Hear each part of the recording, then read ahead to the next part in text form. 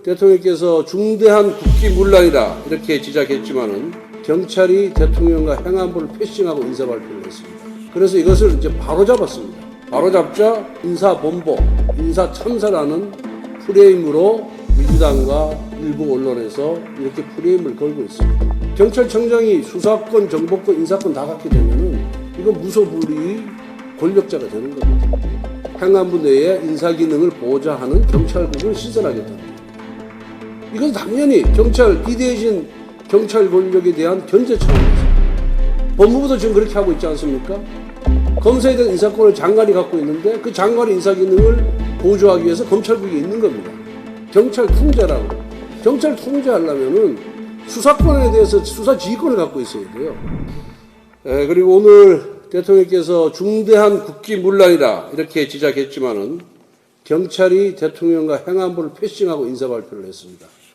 그래서 이것을 이제 바로잡았습니다. 바로잡자 인사범복, 인사참사라는 프레임으로 민주당과 일부 언론에서 이렇게 프레임을 걸고 있습니다.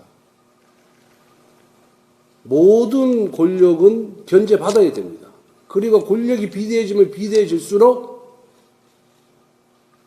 견제는 더 심해지는 것이고요. 그리고 이를 견제하지 아니하면은 여기에 견제와 균형의 원리가 작동되지 아니하면은 부패하게 되어 있습니다. 과거에 국정원이 최고의 권력기관이었습니다. 그러다 보니 그에 대한 반작용으로 국정원 개혁이 돼서 이제 국내 정치에 개입할 수 없게끔 만들어놨습니다. 그 다음에 검찰이 무소불위 권력을 행사한 적이 있었습니다. 그러다 보니까 직접 수사권을 제한당하고 여러 가지 검경 수사권 조정으로 대부분의 직접 수사권이 경찰로 넘어갔습니다. 검찰도 국민 여론으로부터 견제를 받은 겁니다. 그런데 경찰은 이 수사권에 더해서 직접 수사권에 더해서 그 다음에 정보권까지 갖고 있습니다. 경찰청장이 수사권, 정보권, 인사권 다 갖게 되면은 이건 무소불위의 권력자가 되는 겁니다.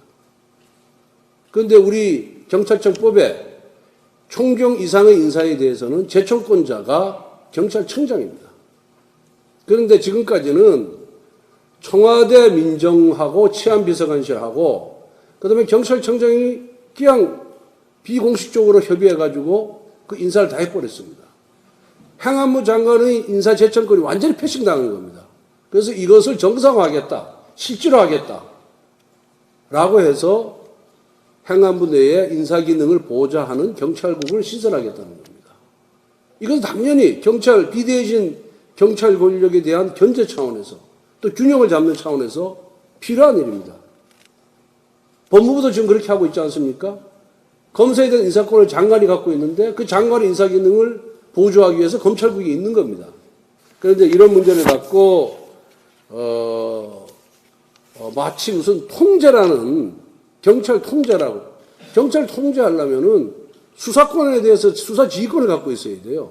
수사에 간섭할 수 있는 권한을 갖고 있어야 되는데 수사 지휘권, 수사 관여, 개입권은 행안부 장관에게 인정하지 않습니다. 또 행안부 장관도 행사할 방법이 없는 겁니다. 그런데 이걸 갖고 통제라고 하는 것은 법 정신을 위반하는 것이고 법 내용을 배치되는 것이다 이렇게 말씀을 드리겠습니다.